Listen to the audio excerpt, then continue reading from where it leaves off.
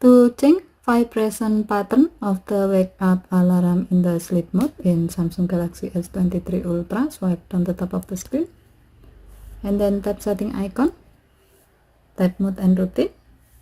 While you are in the mode screen, tap sleep, tap turn on automatically, and then tap your sleep schedule,